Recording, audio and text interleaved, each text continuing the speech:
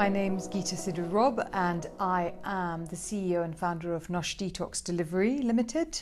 It's like a personal wellness concierge business. So you come in the door, we help you to find a solution to whatever's not working, because medicine doesn't operate in the sphere of wellness. It operates in the sphere of illness. And what we do is there is a big space of wellness, which is from I don't feel great to I'm just fat, I'm tired, I'm this, I'm that. And people come in and they say, I'm tired, I'm not thinking clearly, I've got brain fog, I get angry too quickly, I'm not managing, I have overwhelm. People don't think there are solutions to that. And there are solutions, because when you are running your body at a much higher level than you should, because we don't get enough sleep, because we are working too hard, we're too stressed, it uses nutrients up in a very different way. So what we do is we come in and we isolate and identify the issues, and then we help you to fix it. So you immediately get a solution, because that's the way the body works. But what we also do is then incorporate it into your days and your weeks and your months, so that you take that as a skill and learn it forever. And so that's what we do. And we will do it from the food that you eat. We'll make the food and deliver it to you. We'll tell you what you should be eating and then make it. We will tell you what you should be drinking and we'll deliver it to you. Coaching, people will come in, and I have a lot of CEOs who are coming in, and they're really struggling because there's only such a masculine traditional model of how you should be a CEO. And so we offer coaching to actually create a much more balanced model of female leadership, which is my absolute passion. I love it, because leadership is very much an inner journey. It's not really an outer journey, and we don't know that. And so we go off and we become all these gung-ho people. And it's funny, because I do a lot of guys from the army as well. So it's almost like PTSD, and you're coming out and women cannot get pregnant. They just cannot do all the normal things we should be doing. And so they come to me and we help them get rebalanced and bring themselves back on track. And then they approach the same lives they had before, the level of success they already had, but with a great deal more health and wellness.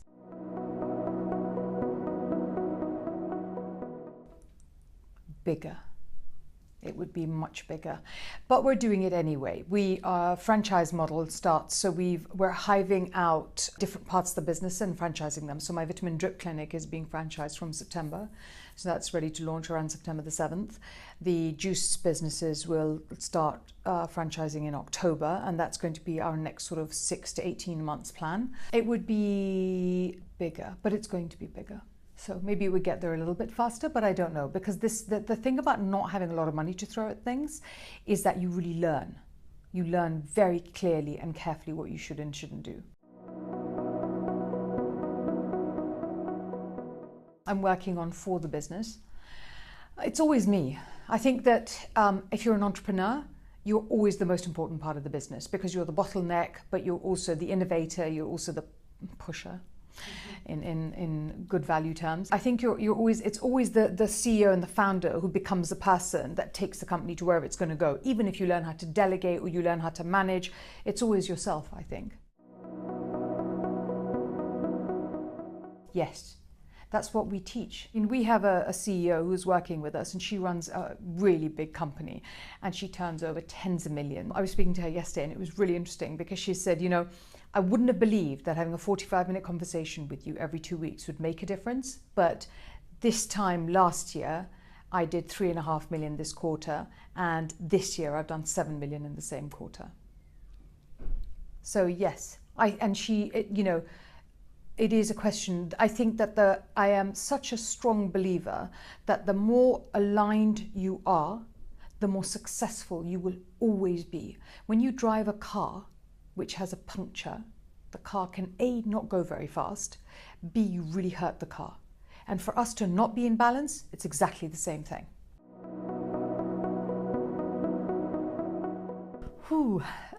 It's really interesting, because we opened a new plant-based restaurant actually about 2 months ago, and I'm kind of like, a little bit, because I never intended to open a restaurant, and I sort of, here we are.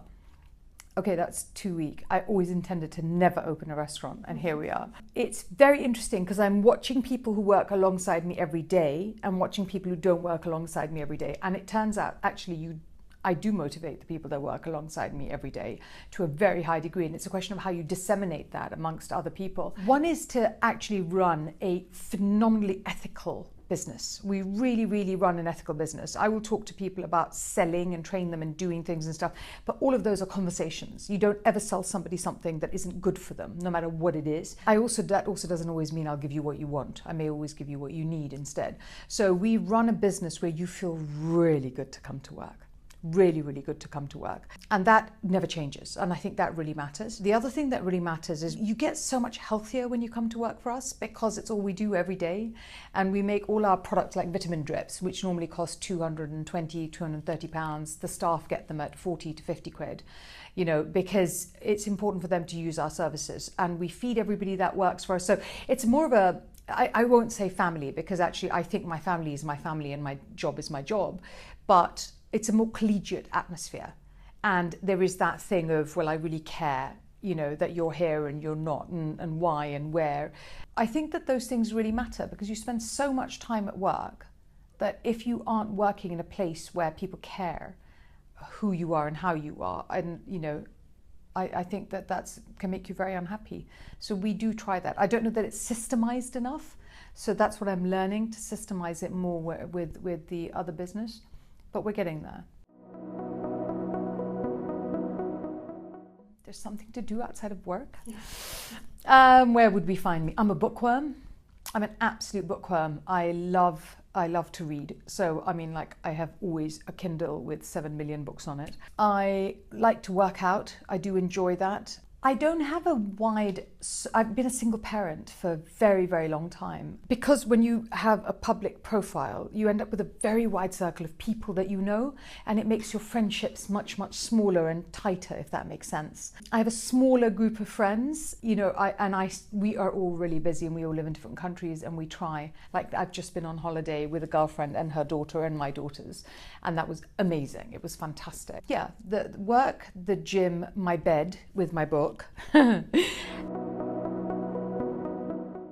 Something that I've always done my entire life is because I was brought up Sikh, and I was brought up very traditionally in Malawi, not in this country. And so we went to the temple every Sunday, and my father was deeply religious, not really conventional in any way, yay, but very religious. So I'm a very strong spiritualist, interestingly enough. I find the more I get involved in business and coaching, the more my spirituality comes to life, weirdly. And I don't mean my religiousness, I mean my spirituality. So I'm reading a book by a man called Stuart Wilde, who's absolutely fantastic. Well, I'm always reading 3 books, but this particular one, I love this man. I've read like 7 of his books in the last 6 weeks, because he talks about understanding the power that is within us as human beings, and the power that we give away. And when I turn around to you and say, can you just, but why won't you? But, oh, I hate you because it was your fault. All of that is language where we give power away. And I love the concept of power. I really, as a human being, as personal power, to me, it's a very important concept, because the more power I have, the less likely I am to get sick. The less likely I am to victimize, the less likely I am to bully, the less likely I am to hurt. Whereas, and to me, that's really interesting. And Stuart Wilde gives me a lot of language that I can use to understand how to explain power. I think a lot of women are not comfortable with power. They really aren't, which is why we get some very negative language around women and power.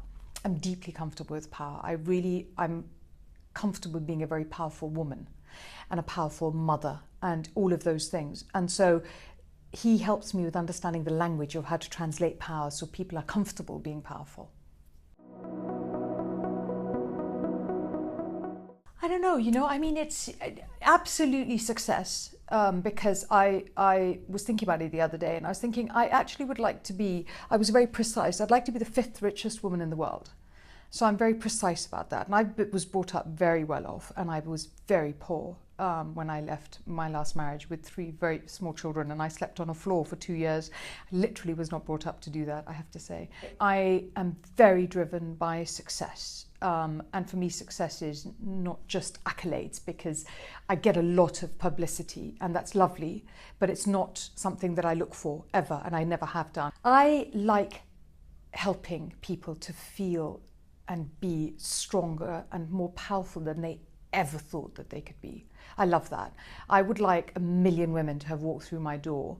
And I mean, I do men and women. I'm not really I'm an equal opportunity power giver. I don't mind that. But I really, I think that the more stronger, the more powerful women are, the more balanced we are as a world, and the more the world will change and the faster it will change. And change is such an amazing product. It's very quick. So that's what drives me, and I love it. I really do. I could just do this all day, every day. I do it all day, every day, actually. You do it. Come to think of it. But yeah, so I'm very driven by success, and I'm mercenary in those levels. I want very clear to be under. Mercenary to me is not a bad word. I'm like, I should get paid and value for what I do, so I'm not at all cheap. You know, I don't see why I should be. Oh my God, how long have you got? Everything. I make speeches about how what a failure I have been regularly throughout my life. But again, failure is not a word I'm afraid of. If it was possible to screw it up, I think I've absolutely done it. And then I found another version of how to screw it up. There is just nothing I haven't failed at, seriously. I mean, I'm a terrible at being married. You know, I have failed at every marriage, you know, that I've had, and there's been more than one. My children regularly point out where I failed as a mother, but I'm a really good mother and I try really hard at that. But it's because I failed that I work out. Oh my God, I have invested in things that have blown up and I should never have done it. I have absolutely wasted money doing things. I have said stupid things, done stupid things, been stupid. You know, I mean, oh, how long do you have? Really, I've failed at everything at least once. Much less than I ever used to be. I am an inveterate worrier, and I have always been scared. That's why I care so much about power, and because it was me I had to work on first. I was very afraid of dying and leaving my kids alone. That would, you know, it just was so scary for me, because I was like, you know, then my ex-husband would have to bring them up, and that really worried me. So I was very afraid of that. They're now older, so that's really good. I don't plan on dying soon, but that's really good. But that's just any single parent, aren't you? You get afraid of that. I am afraid of, you know, the space between you and me is potential. What we do with it is so up to us. I'm afraid of never using that to its full capacity. That's my deepest fear, that it will all just be there and I will have not done the most I could out of it. That's probably that is my biggest fear. Everything. Tell me no. Tell me no. I'm an inherent inveterate rebel. I only stopped when I had kids because I was so badly behaved. If there was a building, I would jump off it. If there was a plane, I would fly it. I am a complete tomboy. Which is really funny because I'm very feminine, really. But I'm a complete rebel. Just tell me no, and then watch me go in that. To me, no is the start of a conversation, not the end of one. So yeah, I'm the worst rebel. I just kind of look really proper, but oh my God, yeah. I'd climb on a table, I'd jump off a thing, I'll move on a thing, I'll shoot it, climb it, move it, anything. Really, it's terrible. In fact, we should really not say that, but yeah, really rebellious. I wish everybody knew what it felt like to feel strong and powerful in your own skin all the time. To tell as many people as I can how to do that as quickly as they can possibly get there. Oh, I'm most proud of my kids. I love my kids. We really like each other and we enjoy each other, and I think that's a miracle because they're all teenagers. I'm very proud of my kids.